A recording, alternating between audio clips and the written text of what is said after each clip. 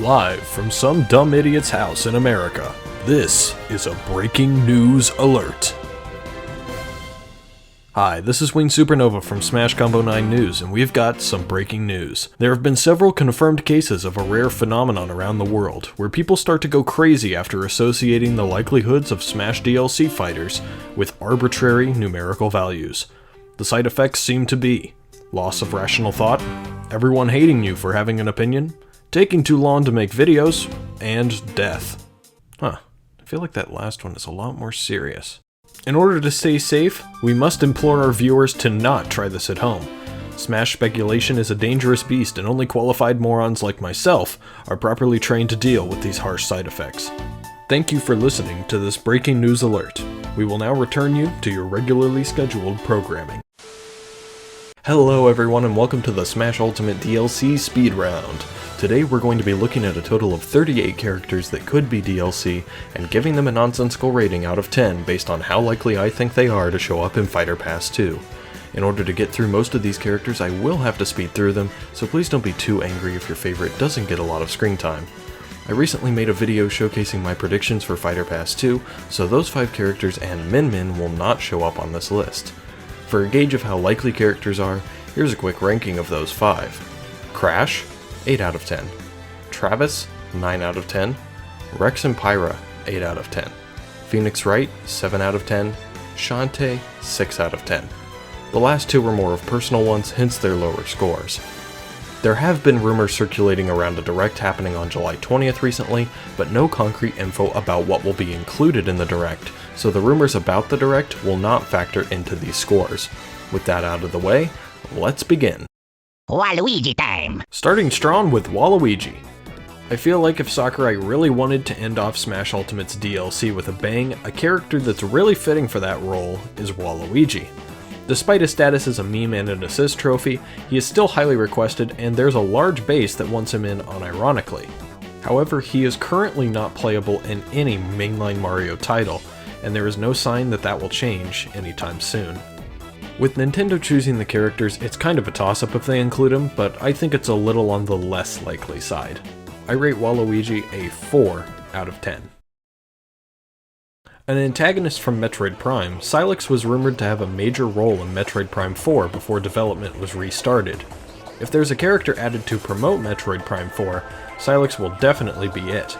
But we don't even know what the possible release year for Prime 4 is going to be.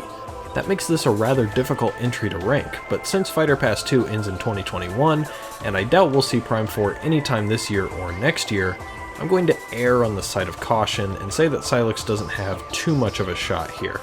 I'm gonna give Sylux a 4 out of 10. I'll be honest, I was a little bit obsessed with the Danganronpa series back in 2017. I played all of the games, watched all of the anime, and bought a bunch of merch. It's a murder mystery visual novel game after all, so of course I love it. It's also the largest series Spike Chunsoft has when they're not busy working on licensed anime games. Nintendo has worked a lot with Spike Chunsoft in the past. In fact, they made the Pokemon Mystery Dungeon series and published the huge indie Nintendo crossover Cadence of Hyrule in Japan. So if Nintendo wants to support the relationship, Monokuma is definitely the most likely candidate. However, the Danganronpa franchise has never made it to any Nintendo platform, despite being on PlayStation and PC. It might be a detractor, but with the outliers Cloud and Joker that fit into the same category, it's difficult to say for sure. Recently, for the series' 10th anniversary, Spike Chunsoft announced that there would be a ton of Danganronpa announcements coming this year. Maybe a Switch port for the series is one of those. I know a ton of people, myself included, have requested it, so it could show up sometime down the line. If he doesn't become playable though, he'd make a hell of a deluxe Mii costume packaged with Scrum Debate. I give Monokuma a 3 out of 10.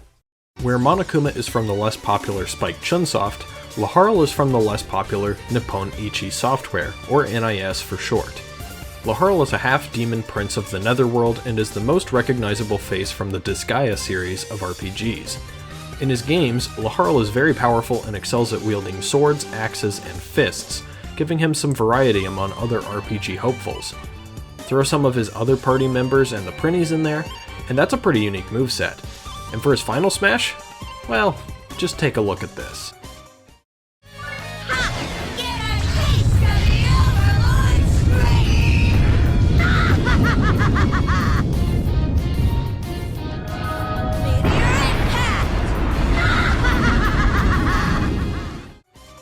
Laharl's chances ultimately come down to whether or not Nintendo wants to give Nippon Ichi a character.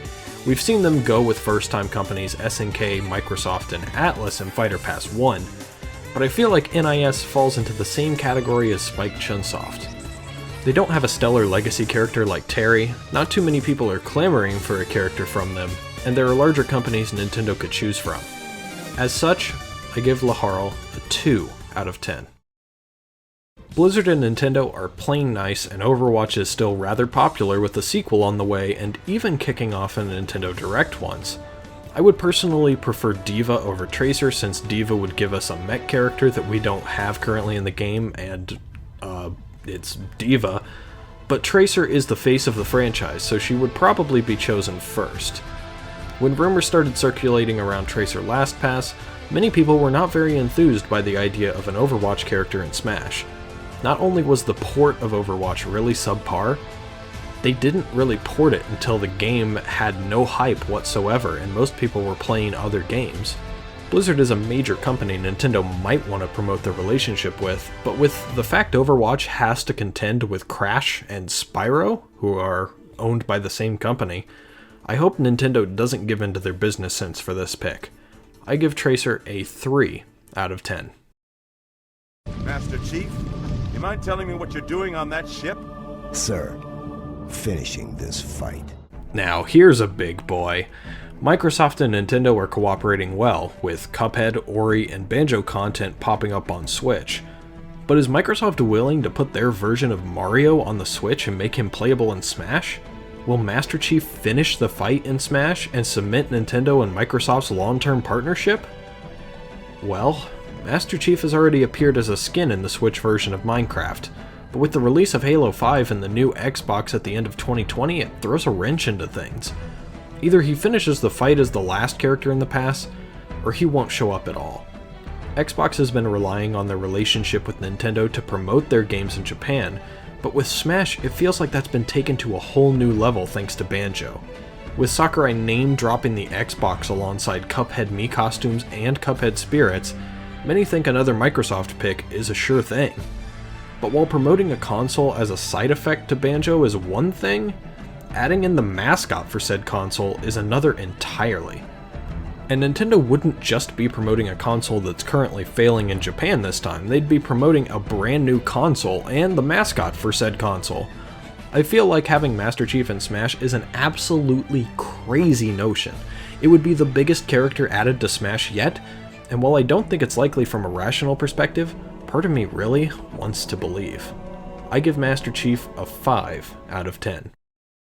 The other gigantic Microsoft pick. Minecraft is one of the highest selling games of all time, and his popularity expands into more reaches of gaming culture than maybe any other potential DLC fighter. His moveset potential isn't an issue, and he would make for a huge crowd pleaser character. However, the thing that holds him back for me is that he lacks expression and an identity as anything other than a default skin with an equally unoriginal name. I doubt that really has much of an effect on anything though, it's mostly just a personal gripe. Steve has a lot going for him, and if Microsoft gets another character, I think he's first in line. I give Steve a 7 out of 10. The Slayer is an odd one, as he helped set the groundwork for the FPS genre, but did so by brutally massacring any poor soul that got in between him and his pet rabbit. Bethesda has supported the Switch since its launch with Skyrim, and recently got Vault Boy in as a Mii fighter. As such, the Dragonborn isn't too far-fetched of an idea, but the Slayer is by far the Bethesda character people are hoping to see in Smash. However, there's an issue with how his brutality would translate into Smash. While it's no question that his wide arsenal of weapons could make for a fun moveset, the brutality of those moves would have to be left out of a family-friendly fighting game like Smash. It's possible they go that route, but I feel like leaving the rip and tear aspect out of the Slayer's moveset in Smash is a bit of disservice to Doom and its legacy. Seeing him and Isabelle being friends in an actual game though would be incredible. I give the Slayer a 4 out of 10. The same goes for Scorpion or really any Mortal Kombat character as well. Mortal Kombat may be an insanely iconic fighting game, but the most recent entries have been banned in Japan.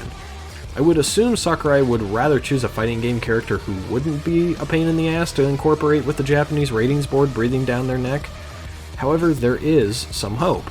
Sub-Zero and Scorpion were successfully incorporated into the Injustice series, while adhering to T-rating guidelines.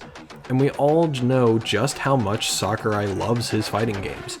If Nintendo and Sakurai put their minds to it, I say it's somewhat likely we could end up seeing Scorpion or Doomslayer in Smash. I give Scorpion a 5 out of 10. Not many people are talking about this one, and that's mostly because League of Legends is an entirely PC experience. That, and it's become an international Twitter pastime to make fun of it. But living with multiple college roommates who for some reason all played League, I know just how popular this series is. People bring up the likelihood of a League of Legends character simply because Nintendo is partnering with Tencent to sell the Switch in China. However, even if they are working together, Smash isn't available on those systems yet. There's not much of a reason to include a Riot Games character if their largest fanbase can't appreciate it. And the recently announced Pokemon Unite was the result of a partnership between Tencent and the Pokemon Company, which is a separate entity from Nintendo. I don't think it factors into this scenario. As such, I give Ahri a 2 out of 10. Incredibly popular in all regions, and the last remaining member of the modern-day playable Kirby Quartet. He's in Smash as a spirit right now, but with Min Min getting the nod, that doesn't mean much anymore. I personally feel like he's a perfect first-party character to market with a new Smash game, since Nintendo is lacking those big first-party heavy hitters at the moment. However, I think that if there's a new Kirby game coming down the pipeline in the near future, we could have a really good chance of seeing Bandana Dee in this pass. I give Bandana Dee a 6 out of 10. Time for some Bandai Namco characters. Lloyd is from the GameCube exclusive Tales of Symphonia and had a Mii costume in Smash 4, which is eerily missing in Ultimate. I used to think that Yuri Lowenthal from Tales of Vesperia was way more likely, as he's ranked at the top of most character polls for the series. But it seems the Japanese fans are backing Lloyd for Smash instead. With a new Tales game on the horizon, it's possible Lloyd would be chosen to promote that upcoming title. There's nothing really stopping him at the moment. Oh. Well, with the Heihachi Mii costume returning, I feel like Lloyd's in a precarious spot. Now that we know it's possible, his Mii costume could return at any moment, and that's a scary thought for all Tales fans. I was going to give Lloyd a 7, but I have to drop it to a 5 considering this new information. Sorry guys. Reiji and Xiaomu are the original characters for the Namco Cross Capcom series of crossover RPGs, and their most recent appearance was in Project Cross Zone 2, exclusively for the 3DS in 2015. The game was actually developed by Monolith Soft, but it seems the copyright for the characters is still held by Bandai. The series never really sold that well, despite having a huge crossover roster between Nintendo, Sega, Bandai Namco, and Capcom, but the dynamic between these two is absolutely fantastic, and they deserve way more love. Unfortunately though, it seems like this series is completely dead after Project Cross Zone 2, and with Monolith working on Xenoblade titles and helping with Zelda, I doubt they'll be back to make a sequel anytime soon. I begrudgingly have to give Reiji and Xiaomu a 1 out of 10. The mascot for the once Pokemon rival Digimon, Agumon has popped up rather frequently in Smash speculation thanks to a dedicated group of fans still hoping to see him in Ultimate. With the first game in the series releasing in 1997, which was actually a Tamagotchi-style handheld game, Digimon has stuck around for 23 years and is still relevant, albeit less so than it was in the early 2000s. I can see the appeal for Nintendo on this one, especially considering the series' legacy as Pokemon's largest rival. There are many larger characters from Bandai, but I still think Agumon's chances are okay. I'll give him a 4 out of 10. Klonoa is an ultimate niche pick. I don't know too much about him or his games, but I've seen a small surge in popularity for him with fans pronouncing their love for the series thanks to Smash DLC, which is always nice to see. There have been murmurs of a possible new game in the series being in development, so there's still some hope for all of you Klonoa faithfuls out there. I don't really see this one happening, but it would be a huge underdog story if it does. I give Klonoa a 2 out of 10. If Rex doesn't get added, this choice fits both a Xeno and a Bandai rep. KOS-MOS hails from Xenosaga, a series that was produced between Monolith's departure from Squaresoft and their acquisition by Nintendo. She was heavily rumored for Fighter V because of some faulty leaks and rumors, but she has retained some of that popularity, as all characters who find themselves in the speculation spotlight do. It's just a shame that the spotlight came after Nintendo had already chosen the characters for Fighter Pass 2. I have to give KOS-MOS a 3 out of 10. I kind of feel like if this were going to happen, it already would have, but I still think it's the most likely choice out of the Bandai Namco picks. Dark Souls is widely popular, and while it isn't an avid supporter of Nintendo, it did release some exclusive content with the Switch release of Dark Souls Remastered. If Bandai gets another character, I think someone from their most popular series is probably the most likely. I give Dark Souls a 7 out of 10. Oh god, there's too many to run through here. We need to go faster. He's got a lot of coincidences piling up and a reignited fanbase pushing for him on Twitter, but his games have sold really poorly in Japan as of late, even on the Switch. Ubisoft got the Rabbids and Altair in as Mii costumes, but no Rayman. I have a feeling Rayman's absence may have been because of his disjointed limbs being impossible to emulate in a Mii costume, but if Ubisoft gets his character at this point, it absolutely has to be Rayman. Given that Nintendo trusts Ubisoft enough to loan them their Mario and Star Fox properties, I think this one is actually pretty likely. I give Rayman a 7 out of 10. Okay, despite the ridiculous nature of this one, Miku is an icon of Japanese culture, and she's not technically an anime or manga character since she originates from a software program. Her rhythm game series is one of the most popular at the moment, and is published by Sega, who we know is a viable choice since Joker was our first DLC character. But ultimately, she doesn't originate from a video game, so that really hurts Miku's chances. This one is really towing the line of what's acceptable or not, but god damn the internet would explode if it happened. I give Miku a 1 out of 10. Kamehameha! Fuck off. Okay, I guess we're continuing down the anime route. Saber is actually viable, unlike Miku and Goku, since she originates from a visual novel series. Her series has exploded in popularity over the last decade thanks to numerous anime and the gacha mobile game Fate Grand Order. However, with Dragalia lost at Nintendo's disposal and the immensely popular Granblue Fantasy also developed by Cygames, I don't see a reason they'd want to promote any other property. Saber also gets a 1 out of 10. Okay, are we done with the anime section? Good. Back to the video games. The Professor has a lot going for him, if I have to be honest. In Fighters Pass 1, Nintendo fooled everyone by honoring their friends at SNK and putting Terry into the game. Level 5 is in a similar niche status. Add in that Layton's games have only been on Nintendo consoles and mobile platforms, and I think he's got a good shot. I give Layton a 7 out of 10. The other level 5 option. Jibanyan hails as the mascot of the Yokai Watch series. Yokai Watch is still fairly popular in Japan, but in the West, it's very niche. I personally think Professor Layton would be a way more interesting and likely inclusion, but Jibanyan still deserves some credit. I give Jibanyan a 5 out of 10. The Rhythm Heaven series is long overdue for an installment on Switch. It may have a lot of spirits and music in Smash already, but with Min Min we already learned that the spirits included in the game can become playable and be included in a spirit board, which brings Rhythm Heaven right back into contention. I pick Karate Joe because he's been a key part of every Rhythm Heaven game, and he would feel the most natural in Smash as a fighter. We know that the Chorus Kids were considered for Smash 4, but ultimately scrapped, so there's some precedent for this pick. But how likely is it to happen? Despite my love for this franchise, every Nintendo pick so far in Ultimate has been due to fan demand or promotion for a big first-party title, and Rhythm Heaven really wouldn't fit into either of those. I begrudgingly have to give Karate Joe a 3 out of 10. People are clamoring for Dixie as of late, and it sparked a debate about whether she would work better as an echo of Diddy Kong or as a unique character. I think an Isabelle situation is the best for her, consisting of her hair as a method of attack and the bubblegum gun. The most recent thing Nintendo has done with the Donkey Kong Country series is release the first game as a part of the Nintendo Switch Online monthly games for July. With a big question mark on the second half of 2020 though, it's entirely possible a new Donkey Kong Country game featuring Dixie is in the cards. If it isn't though, I think Dixie's chances are minimal for this Fighter Pass. I give Dixie a 3 out of 10. Let's get this one out of the way too.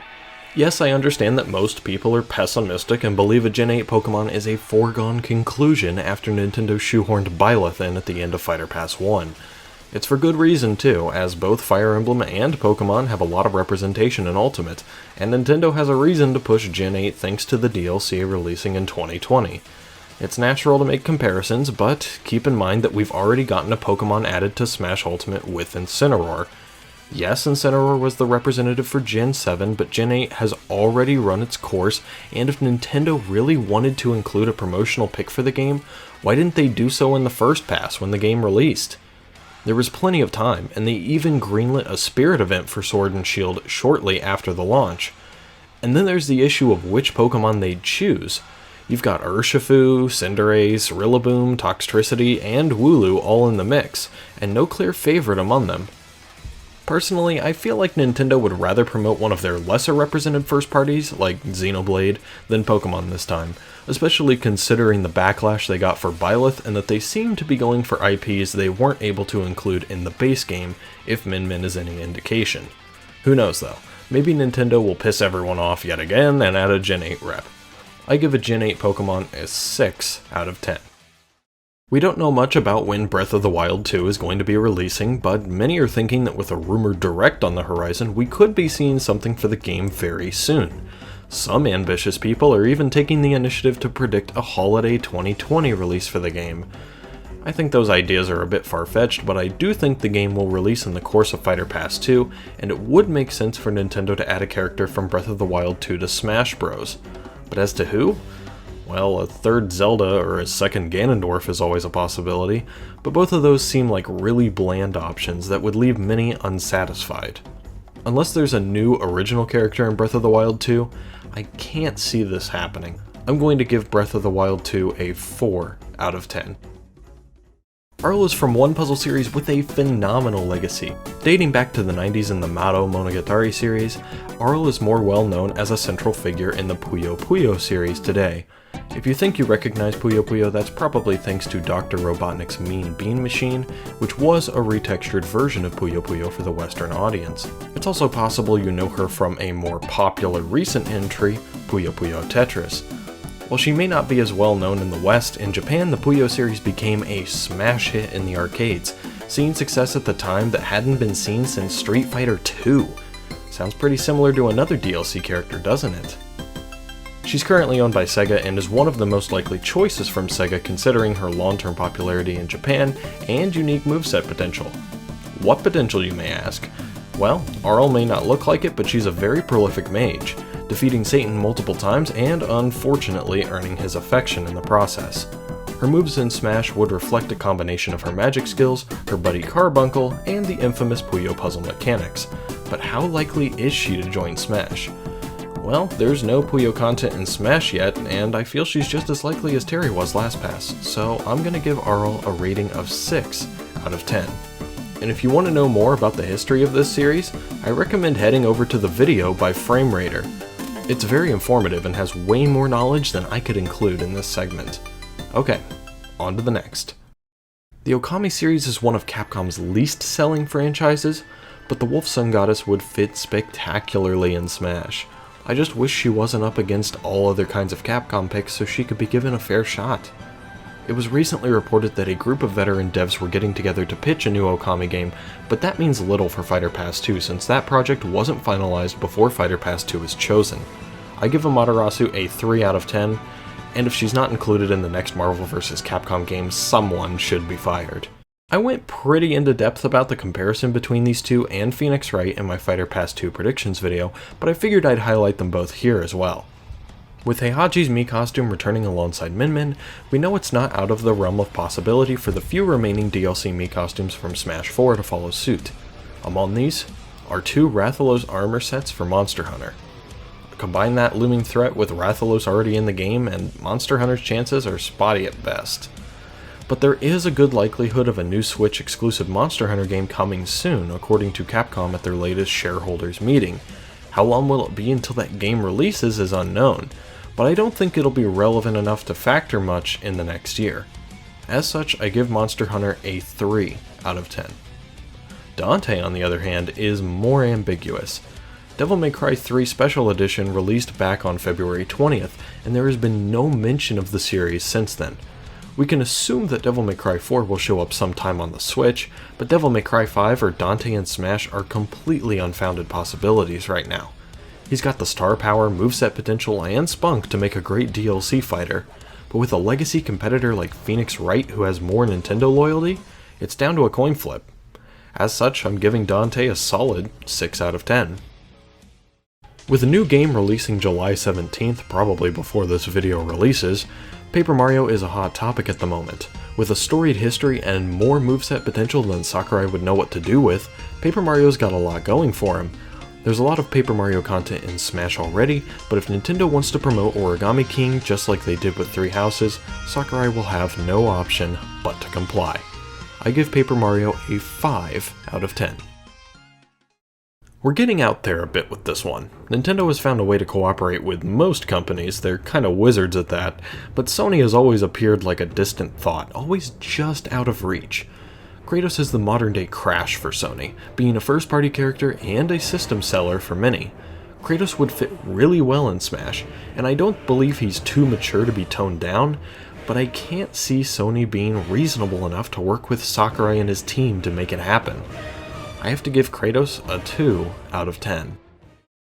Heavily rumored for Fighter Pass character number 5, Ryu Hayabusa is the last remaining character out of the iconic NES-era platformers to not be playable in Smash. Hailing from Koei Tecmo, his games have always been known as some of the hardest to beat. I feel like plenty of people are sleeping on Ryu, since Nintendo has been working well with Koei for quite some time now. The only question is, how will they differentiate his name with the Ryu who's already playable? I give Ryu an 8 out of 10. She's an absolute icon for feminine protagonists in gaming, and one whose success still extends into the modern era. While she currently has no exposure on the Switch, that might change very soon. Evidence is piling up for a Tomb Raider collection in the works for Switch. So not only will she become relevant to a Nintendo audience again, there's also a promotional incentive on the table. With many other hungry challengers from Square Enix, it's tough to say who's the frontrunner, but Lara beats them all when it comes to legacy. I give Lara a 6 out of 10. The android wife born from a Platinum and Square one-night stand has a large popularity thanks to Automata's outstanding story and electrifying soundtrack. Nier hasn't once been on a Nintendo console, but she was popular enough to make it into Soul Calibur, so maybe she has a chance to smash. I give 2B a 5 out of 10. Despite being owned by Disney, Sora is the most requested character for Smash now that Banjo has been added. If there's one detractor other than his copyright issues, it's that he has the harshest competition out of any other character in the form of a little blue doll. If he can somehow break through all of those barriers though, we'll end up having Sora put Sora in Smash, and I just think that's beautiful. I give Sora a 7 out of 10. And here he is, the Blue Boy Wonder. If I could add a 7th character to my 6 character prediction video, Geno would definitely be it. He is without a doubt the last remaining legacy character for Brawl fans. He got acknowledged with the Mii costume in Smash 4 DLC, but now he's only included with Mallow as a spirit. While that seems fitting given his identity, Sakurai knows that the fans want more. His relevancy seems like it poses a big problem at first, especially considering his stiff competition with Sora. However, even despite appearing in only one SNES RPG, his popularity has extended into the modern era among Smash fans, and has kept him at the forefront of speculation. Not to mention that relevancy doesn't seem to be the issue it once was, with K. Rool and Banjo making their appearances this time. That's why it's my belief that if Square gets another character, it's gonna be Geno. I give Geno a 9 out of 10. And that's it. All of the popular and most likely choices I see thrown around for Smash. If I missed your favorite, please reply with them in the comments and I'll do my best to reply and give a rating for them. This list is just my personal opinion based around the legacy of every character and how I think Nintendo would approach making this Fighter Pass, but we all know how well that goes 9 times out of 10, so don't take it personally if I don't think your favorite has a good shot. With a potential general Nintendo Direct showing up on the 20th, according to rumors, we may see who Fighter 7 is in under a week. I will be uploading a quick video going over some of my predictions for that potential Direct a day or two after this video releases, so please look forward to that. That's all from me today. Please like, comment, and subscribe, and thank you very, very much for watching.